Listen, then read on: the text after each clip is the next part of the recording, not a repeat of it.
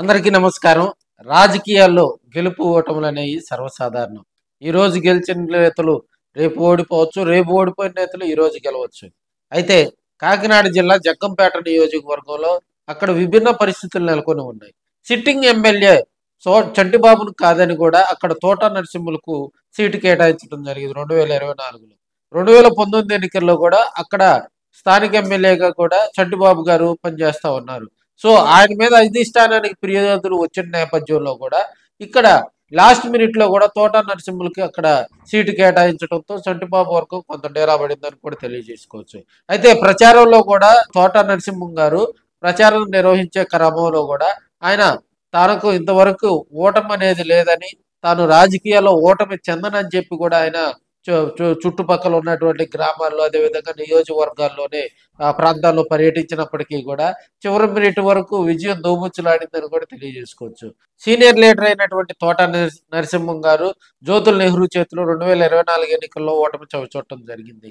అనుకున్నదే జరిగిందన్నట్టుగా కూడా అక్కడ ఉన్నటువంటి కాన్స్టిట్యున్సీలో ఉన్న ప్రజలు జోరుగా చర్చించుకుంటూ ఉన్నారు. అయితే అప్పటి నుంచి వైసీపీ ఇన్ఛార్జిగా కొనసాగుతున్నటువంటి తోట నరసింహం అక్కడ పరిస్థితుల్లో పట్టించుకోవట్లేదు, వైసీపీ క్యాడర్ను పట్టించుకోవట్లేదు, వైసీపీ నిర్వహించే కార్యక్రమాలకు దూరంగా ఉంటూ తనకు అనారోగ్యంగా ఉంది అనే సాకు చెప్పి ఆయన వైసీపీ పార్టీ ఆఫీసుకు కూడా వెళ్లకుండా వివిధ కారణాలు చెప్తూ క్యాడర్కు చాలా దూరంగా ఉంటున్నటువంటి పరిస్థితులు అయితే మనం చూస్తూ ఉన్నాం. మరి జగ్గంపేట కాన్స్టిట్యున్సీలో ఉన్నటువంటి వైసీపీకి ఊతం ఇచ్చే అంశం ఏంటంటే అక్కడ ఉన్నటువంటి చంటిబాబు కొన్ని కార్యక్రమాల్లో మాత్రమే పాల్గొంటూ, మన జగన్మోహన్ రెడ్డి గారి బర్త్డే అలాంటి వాటి కార్యక్రమాల్లోనే పాల్గొంటూ క్యాడర్కి ఏదన్నా ఇబ్బందికర పరిస్థితి వస్తే అందుబాటులో ఉంటున్నాడు, లేకపోతే ఆయన కూడా పార్టీ కార్యక్రమాలకు దూరంగా ఉంటున్నాడు.